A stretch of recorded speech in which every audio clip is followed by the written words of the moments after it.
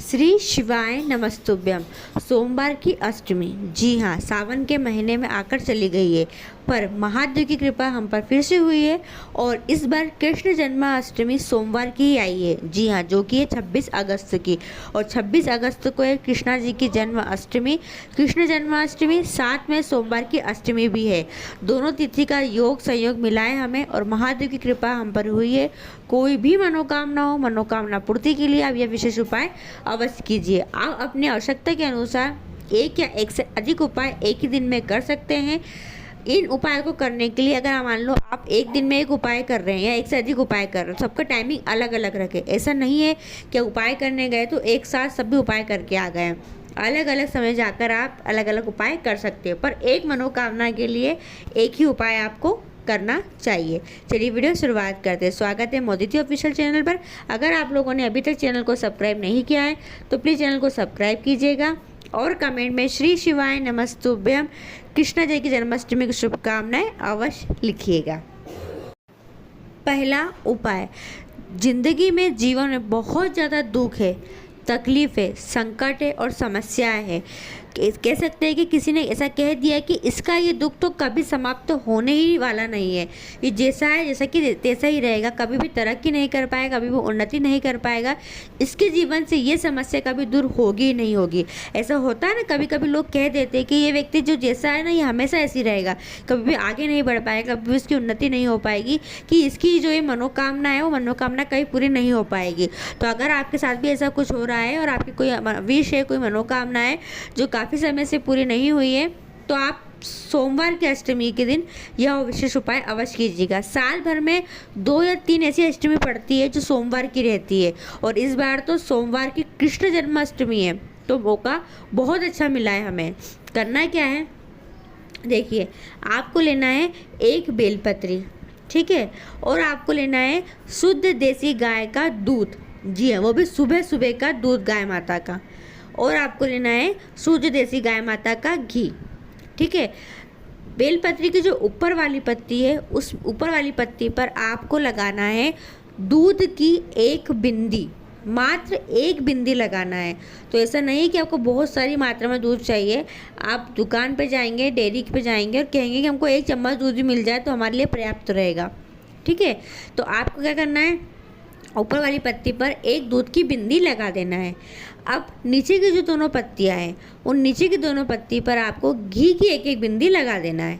जी हाँ, ऊपर की पत्ती पर दूध, नीचे की दोनों पत्ती पर घी लगाकर आपको शिवालय जाना है। घर के आसपास जो भी शिवालय है वहाँ जाए, और शिवालय पहुँचकर आपको शिवलिंग के ऊपर अपनी मनोकामना को बोलते हुए श्री शिवाय नमस्तुभ्यम मंत्र का जाप करते हुए शिवलिंग पे समर्पित कर देना है।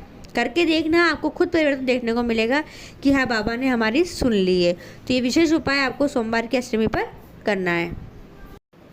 दूसरा उपाय, जिनका मंगल विवाह नहीं हो रहा है, विवाह में बहुत बाधाएं आ रही है, एक के बाद एक बाधा आ ही रही है, यानी एक बाधा समाप्त होती नहीं है, दूसरी बाधा सामने आ जाती है, यानी एक के बाद एक बाधा उत्पन्न होती जा रही है। मंगल विवाह के योग नहीं लग पा रहे हैं, तो मंगल विवाह पक्का करने वाला यह विशेष उपाय है। करना क्या है, देखिए, विवाह के लिए हल्दी बहुत शुभ मानी जाती है। जी हाँ, हल्दी बहुत शुभ मानी जाती है। जैसे कहते हैं जिसका मंगल विवाह नहीं हो रहा है उसको हल्दी लगा दो किसी, या फिर हल्दी डाल के वो नहा ले, तो कितना महत्वपूर्ण माना जाता है हल्दी का शगुन। तो आपको करना क्या है, एक कटोरी में हल्दी घोलना है। हल्दी घोलकर आपको लेकर जाना है हल्दी शिवालय। जी हाँ, और शिवालय पहुंचकर आपको महादेव की सबसे छोटी पुत्री माँ अशोक सुंदरी के स्थान पर, जी हाँ, माँ अशोक सुंदरी के स्थान पर हल्दी से लगानी है 7 बिंदियाँ। कितनी बिंदी, 7 बिंदी, एक के पीछे एक, एक के पीछे एक, एक के पीछे एक, ऐसे आपको 7 बिंदी लगा देनी है। 7 बिंदी लगाने के बाद अपने दोनों हथेलियों को उन बिंदी के ऊपर रखना है। जी हाँ, ये दोनों हथेलियों को उस बिंदी के ऊपर रखकर आपका नाम और अपना जो भी गोत्र हो, अगर गोत्र नहीं याद है तो अपना नाम बोल दे। जी हाँ, और श्री शिवाय नमस्तुभ्यम बोल दे।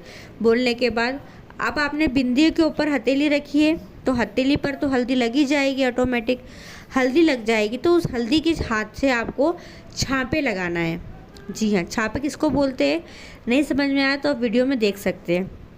अभी छापे लगाना कहाँ है, या तो पीपल के वृक्ष के नीचे लगा दे, यानी पीपल के वृक्ष पे लगा दे, या फिर जिस रूम में, कक्ष में बच्चे सोते हैं, अधिक समय निकालते हैं, उस रूम में लगा दे, या फिर जहाँ पीने के बर्तन रखते हैं, जिसे कहा जाता है मटके, मतलब परिंदा बोला जाता है, जहाँ आरओ लगा हुआ हो, उस जगह पर आप छापे लगा सकते हैं। 5 छापे लगाना है।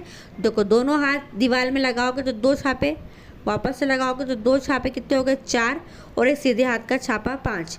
ऐसे आपको 5 छापे हल्दी के लगाना है। विशेष उपाय मंगल विवाह के लिए ही है, करके देखिएगा, आप खुद सोचेंगे कि हाँ उपाय किया है तो उससे फ़र्क तो हमें देखने को मिला है। तीसरा उपाय देखिए, सोमवार की अष्टमी है।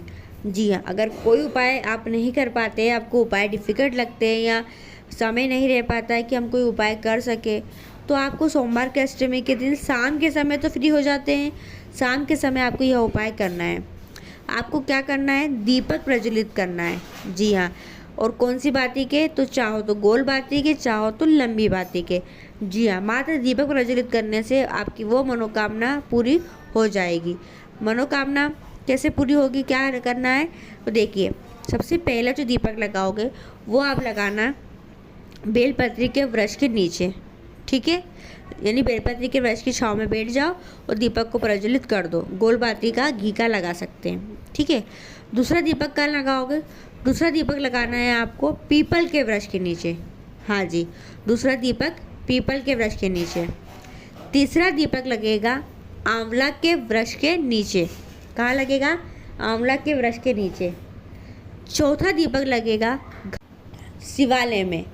चौथा दीपक लगेगा शिवालय में बाबा के सम्मुख, और अंतिम 5वां दीपक लगेगा अपने घर के मुख्य द्वार पर। जी हाँ, अगर आप ये 5 जगह दीपक लगा लेते हो तो आपकी 5 परेशानी दूर हो जाती है। पहला, रोग तकलीफ दूर होगी। दूसरा, धन संपदा की जो कमी है वो पूरी होगी।